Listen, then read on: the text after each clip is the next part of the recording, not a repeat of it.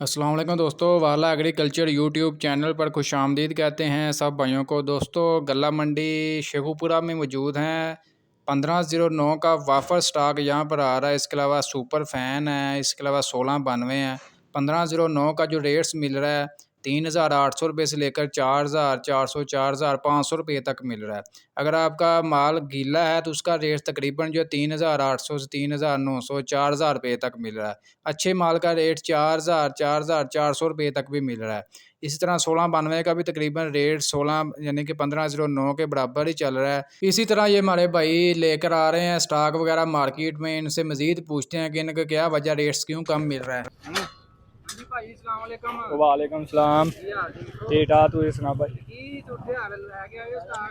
हाँ जी भाई, स्टॉक नहीं आंदा वा। हाँ जी, लान दे हूँ, चेक कर लो। हाँ जी, 1509 सूरत हाल रेट दी के पहले वधिया ही, पहले 5500 रेट ही, ਹੁਣ ਘਟ ਗਿਆ। ਜੂੰ ਮਾਲ ਸਟਾਕ ਵੱਧ ਗਿਆ, ਹੁਣ ਘਟ ਗਿਆ ਰੇਟ।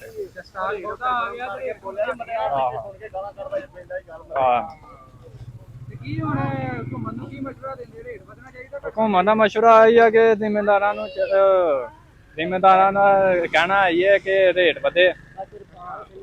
ਹੁਣ 3804 ਦਾ ਰੇਟ ਲੱਗਾ ਵਾ ਤੇ ਜੂੰ ਹੀ ਸਟਾਕ ਵੱਧਦਾ ਜਾਏ, ਤੇਲ ਵੀ ਵੱਧ ਗਿਆ ਤੇ ਜ਼ਿਮੀਂਦਾਰਾਂ ਦਾ ਆਹੀ ਆ ਕਿ ਰੇਟ ਵਧੇ।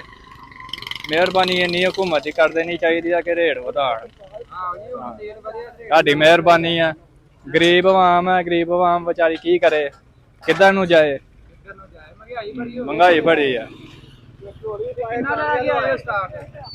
ਇਹ ਆ ਜੇ ਇੱਧਰ ਵੀ ਢੇਰੀਆਂ ਲੱਗੀਆਂ, ਜੋ ਕੱਲ ਦਾ ਮਾਲ ਆਇਆ ਜੇ ਅੱਜ ਵੀ ਫੇਰ ਆ ਗਿਆ। 1509 ਹੀ ਹੈ। ਹਾਂਜੀ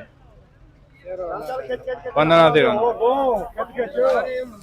ਆ ਲਾ ਨੇ ਇੱਧਰ ਦੀ ਸਾਈਡ ਆਏ। ਬਸ ਪਹਿਲਾਂ 3804 ਦਾ ਰੇਟ ਸੀ।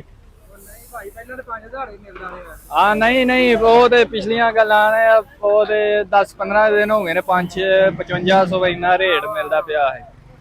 ਤੇ ਹੁਣ ਰੇਟ ਘਟ ਗਿਆ। ਤੁਹਾਨੂੰ ਵੀ ਪਤਾ ਵਾ, ਹੁਕੂਮਤ ਦਾ ਕਦੀ ਥੱਲੇ ਕਦੀ ਉੱਤੇ, ਹੁਕੂਮਤ ਇੰਝ ਕਰਦੀ ਹੈ। ਤੇ ਜ਼ਿਮੀਂਦਾਰਾਂ ਦਾ ਆਹੀ ਆ ਮਸ਼ਵਰਾ, ਉਹਨਾਂ ਦਾ ਇਹ ਆਹੀ ਆ ਕਿ ਰੇਟ ਵਧੇ। ਹਾਂਜੀ